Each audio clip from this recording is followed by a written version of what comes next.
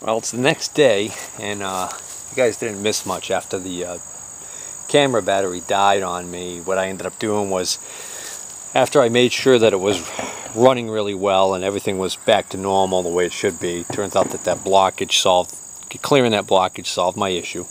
I then decided to disconnect the electric fuel pump and route the line directly from the tank sediment bowl to the primary filter and see how it ran that way. And it also seems to run perfectly fine. Had it at full throttle for a couple of minutes and didn't seem to have any issues. So that all seemed fine. Then the reason why the tractor's actually moved from where I had it located was because I backed it up so I could use my metal detector, because I could not, and I never did end up finding, and it's what made me finally quit last night, the Woodruff key for the steering wheel. And so I went to the hardware store this morning, picked up a new Woodruff key, and I'm going to install that, and that way I can make the steering wheel work, because I topped off the fluid level in the pump, but I've got to try and bleed the air out of the system. So right now I'm just going to see how it starts.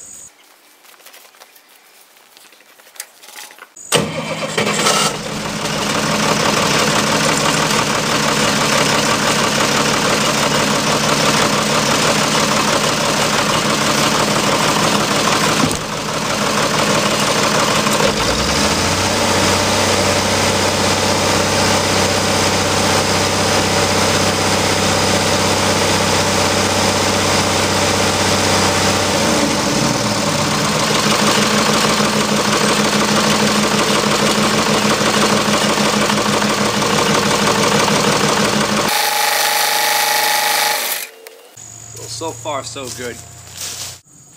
You know what? I hate when that happens. I looked everywhere. I even used a metal detector thinking I had dropped that Woodruff key. So I bought that new one for $1.15 at the hardware store. I just went in my tool bag. I happened to grab these locking pliers. And look at that.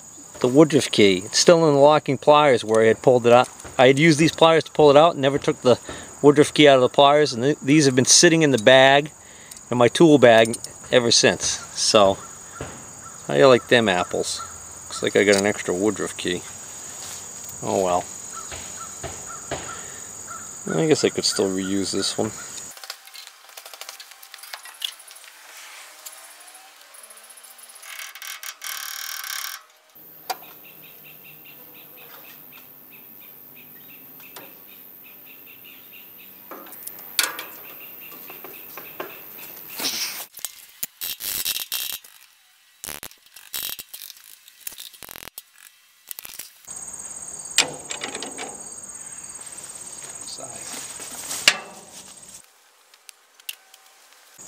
It's probably not going to be in there.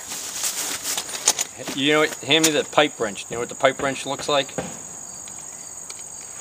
This? No, those are cutters. It's a wrench. It's a pipe wrench. No, those are called channel locks.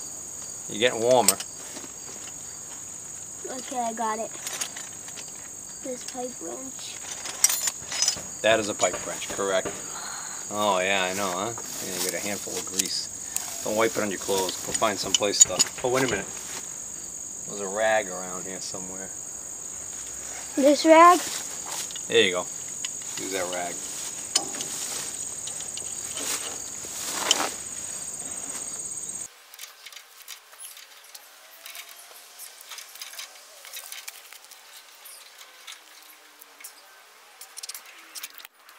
Put those down. I'll put it on.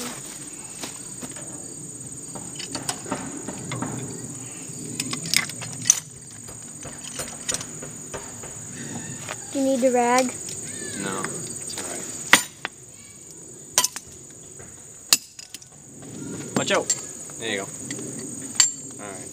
So I don't get grease on myself. Yeah. Now I gotta start it and see if it's gonna work. I think I'll lower the loader down. You know what I forgot to do? Got to put this nut on. I mean this washer, this big washer. Well, try that in a minute. Right now I just want to see if this is going to work.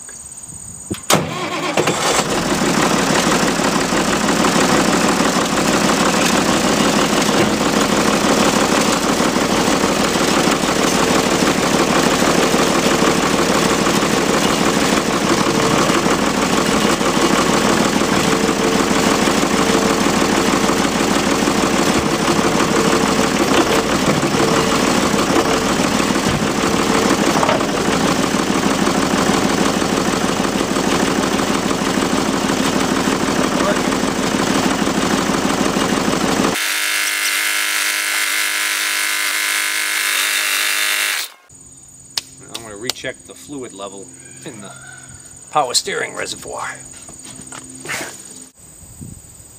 Alright, it's no longer showing on the dipstick at all. I had it on the low end before I did that. Now that I led the system, it needs more fluid. This is transmission fluid because that's what this actually calls for in the manual. Have any more? Yeah, right here. I don't know why, but I had that one already opened. Let's see how much that is.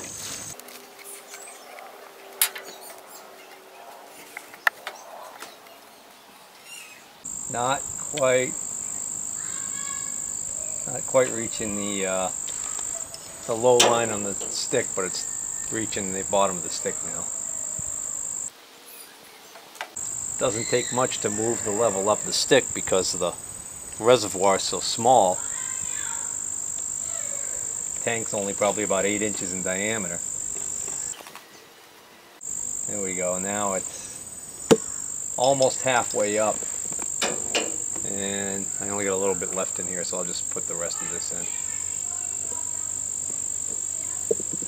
This wasn't a full quart, so this was already opened also. I'm going to throw those in the trash for me, okay? Okay. Boy, if I fix that leak, I will be very pleased with myself because power steering works really well on this when the level stays up. When I'm turning the wheel from lock to lock, I can still feel a little bit of a shudder, and that's still air that's going to take some time to work its way out of the system. I believe there's a valve up in the front here somewhere that you can open to help bleed the system, but the problem is you've got to reach in between the fan blade and down in there somewhere. It's kind of a dangerous thing to do. They warn you about it in the manual, and because the manual that I have is not an exact representation of the steering gear that's in this particular tractor, I don't really want to even pursue that. I'm just going to drive it the way it is and let the air work its way out over time. So another funny thing is I started to adjust my linkage up here at the adjustment here, and I was thinking, boy, it's still awful sloppy. It seemed like it was a little bit better, but it still seemed like it was sloppy. And then I remembered, oh yeah, this one right here, I left it loose. I remember thinking to myself, oh yeah, I'll tighten that one when I get the tractor started again, because I can lift the loader and it'll be real easy to tighten.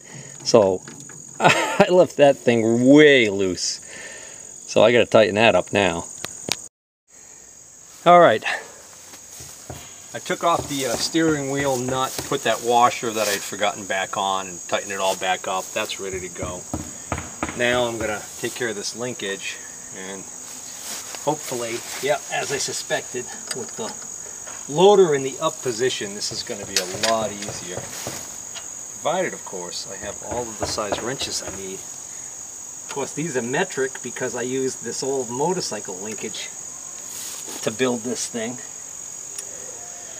So, I'm pretty sure the bottom nut is 10 millimeter, I believe. Yeah, I believe so, but now I gotta find, I need a small metric wrench for that. What's that? Ooh, what's that? That you just took out. That's the part that I had to replace. I'll help you clean that one. Why is there a toothbrush in here? Cleaning the dirty parts. I know. Alright, just alright, pick all this stuff and put it back. I gotta go get another wrench. I'm missing one. Not gonna be any of these. Alright, the other half of that top half of that linkage has a couple of flat spots on the stud, and that's either a 8 or a 9 millimeter. Let's try a 9. Can never remember. And brought a ratchet just in case I can actually get one in there. I don't think I've got the clearance for it though. Nice if I could get that ratchet in there.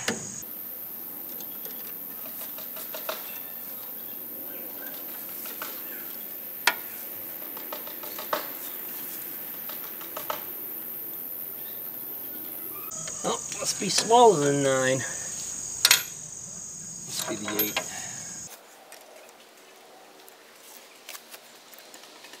There we go. I think that's it.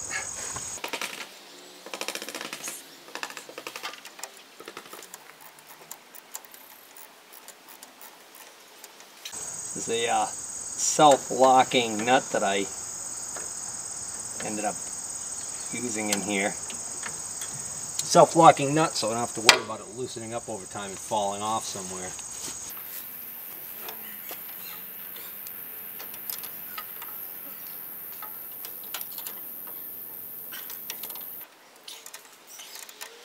Alright, I got that all tightened up now.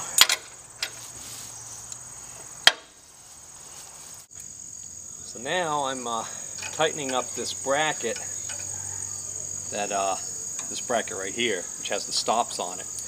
And I've got this centered right now, and I think it's in a pretty decent position. And if I have to readjust things, I'll loosen up the thing at the bottom of this rod and adjust it that way. Because I like this being centered pretty much the way it is right now. It's almost, the line coming across this way is almost horizontal.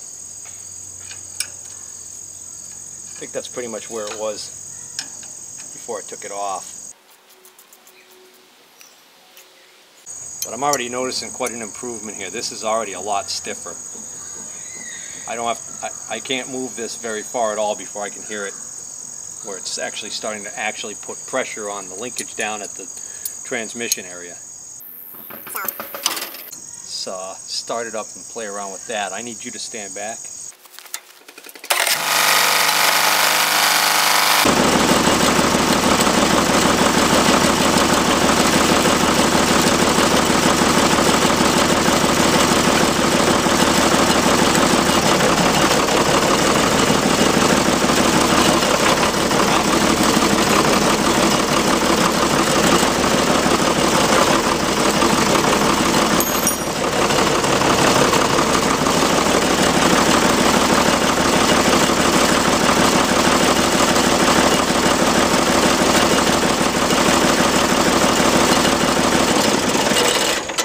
So it is going to need some adjustment because when I put it into forward it clicks in right away, but then when I pull it out it has a tendency to want to drop it into reverse. So if I push up on it right about here, this seems to be roughly where it wants to be in neutral. So what I need to do is I need to, let's see, compensate for that.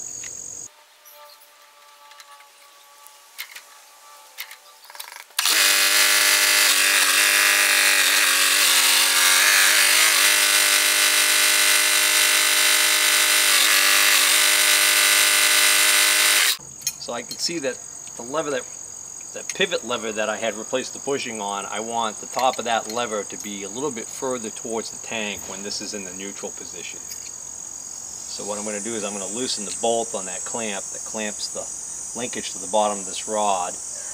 And while holding this in the center position, I'm just going to tweak it a little bit that way, retighten it, and see how that is.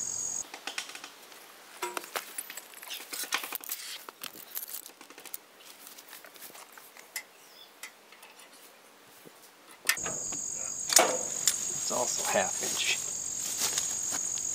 ½ inch. Yeah, remember your fractions? 1 1.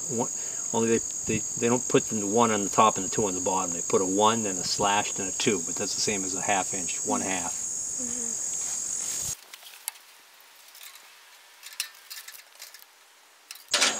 I got an idea. I'm going to use my locking pliers and lock that top thing into position. They call them vice grips, locking pliers. And I know what they look like. Really? Let's see. Let's see if you know. It's that right there.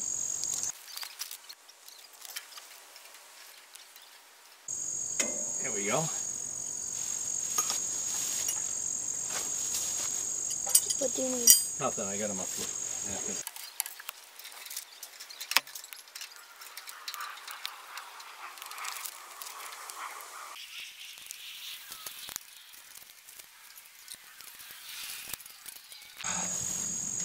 Actually, room for a socket in here, and it'll make my life a lot easier. I'm gonna get a ½ inch socket. ½ inch. Yeah. So, give me that. All of this goes back. All right, I got the linkage adjusted to a spot that I think it's gonna work out fine. I got it to a point where it doesn't seem to want to pop into reverse on me when I come out of. When I'm in forward and I come back to neutral, it hits the stop on the on that piece that's on the steering column, and I've got it set right now so it's not popping into reverse on me. Because the common problem I was having was when I would be going forward, I'd go to throw it into neutral and it would want to pop into reverse. So anyways, got that straightened out. Sure seems like the over revving problem was indeed last thing I would have figured it would be was this fuel starvation problem until I read the possible symptoms on the internet, and sure enough, you know, got the fuel restrictions out right now. I just ran it over here on the road, and it's idling just fine, not revving up. So what we're going to do now is I'm going to turn the camera to the field, and I'm going to drive down, drive around a little bit, turn around, and drive back.